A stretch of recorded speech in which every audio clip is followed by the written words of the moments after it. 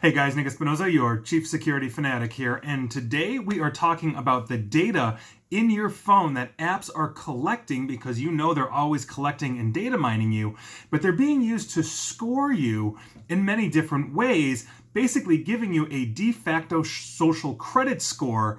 And this is what we're talking about today because this is possibly the new era of discrimination. I think this is rather important. Now, before I dive in to all of my notes that I've cribbed from the Washington Post, who had an excellent article on this, I just want to say as a complete primer that if you know anything about, let's say, your actual financial credit score, you know that the lower the credit score is, the more difficult it is for you to do things like secure low interest loans, maybe, get rent or a mortgage, buy a car, these kinds of things. Credit scores typically look at things like your debt to income ratio, your frequency for missing payments, and other factors to try to calculate a score for you to basically quantify you to lenders that are going to basically give you the money to do the things that you need to do. So, for example, if that lender is going to give you a $500,000 mortgage, they want to know by virtue of your credit score if you actually are going to be able to pay that back and can afford it.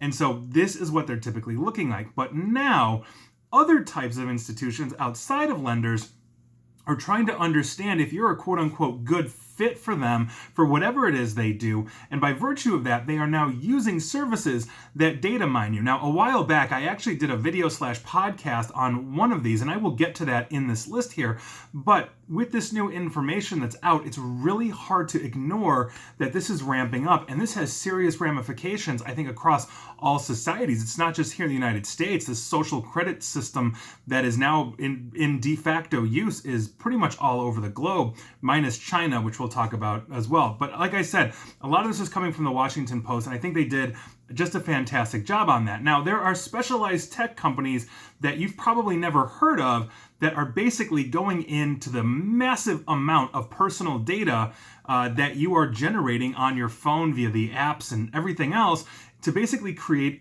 essentially a secret surveillance score from you. This is kind of like a digital mugshot, as the Washington Post put it, for millions of Americans.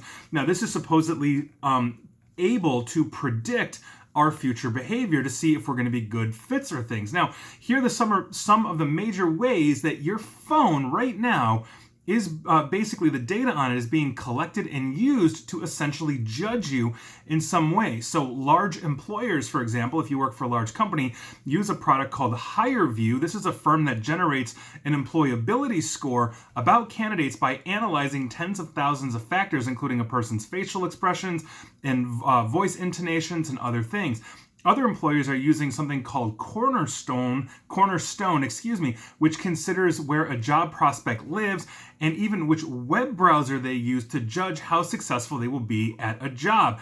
I don't know what it says if I am using the Brave web browser, which I typically use, if that makes me good or bad for a hire, but apparently Cornerstone says that's probably a really good sign of something, or it's a bad sign depending on what they think of that browser. Now, brand name retailers also purchase risk scores from a company called Retail Equation to help make judgments about whether consumers commit fraud when they return goods or funds. So it's not just the fact that, let's say, you bought something and it needs to be returned because it's broken or whatever. They can now take a look at that in the return process, and if you have a higher risk score, they may not simply take it back.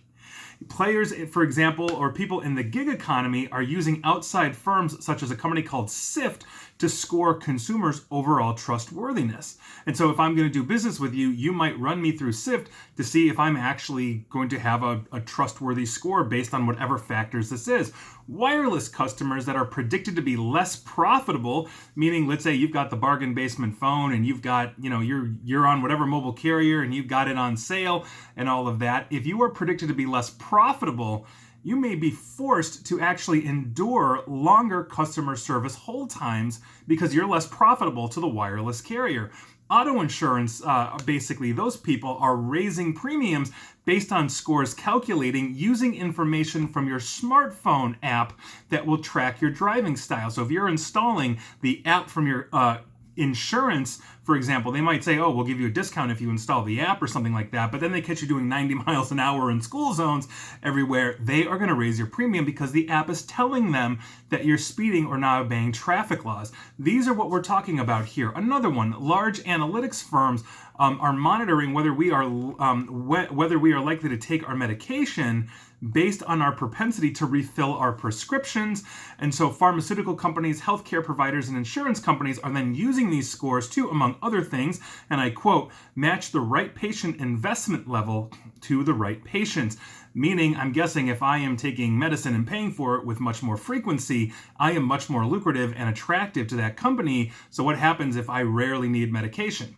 I'm wondering about customer service levels, delivery times, all these kinds of things. Now, the Washington Post found that this surveillance scoring is a product of two different trends. Now, first is the pretty much rampant and mostly unregulated collection of every intimate detail on our lives, which is basically amassed constantly by our smartphones, it's smart vehicles, all of that Amazon Echo you've got in your house, these kinds of things. And so by virtue of this, there's a massive amount of data that we are simply surrendering voluntarily, which includes things like our demographics, our income level or probable income level, facial characteristics, the sound of our voice, our precise location, shopping history, medical conditions, genetic information, if we give that up, what we search for on the internet, the websites we visit, when we read our email, what apps we use and how long we use them for, and how often we sleep, exercise, and other things like that. Now, the second trend that the Washington Post found that is driving these scores is the arrival of technologies able to instantaneously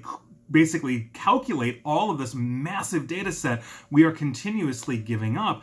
And so by virtue of that, high performance computing, we're having expanded communication and infrastructure systems like 5G, which allows us to move traffic, very, very quickly. Broadband levels are raising. So most neighborhoods now, or not most, but many neighborhoods can get things like gigabit Ethernet speed or internet speed. So these are huge, huge things, but this is leading to scoring algorithms that are now using artificial intelligence that can rate all of us in some way because they can basically crunch the numbers fast enough to keep up with the data we are continuously feeding them. Now, the results of this is things like automated decisions based on a consumer's unique score that are essentially irreversible. Now, to quote directly the Washington Post, and I think this was just a great thing, that's because the entire process, the scores themselves, as well as the data upon which they are based, is concealed from us. It is mostly impossible to know when one has become the casualty of a score, let alone whether a score is inaccurate, outdated, or the product of a biased or discriminatory code programmed by a faceless software engineer. There is no appeal. And I think they really nailed it with this passage, and I quote again, the tech industry insists that its every advance improves our lives. But that's a myth. Surveillance scoring enables campaigns to cloak old school discrimination in an aura of technological infallibility and wonder. Secret surveillance scores create micro markets in which some consumers are no longer welcome. They divide Americans into haves and have-nots, with the losers relegated to the status of second-class citizens.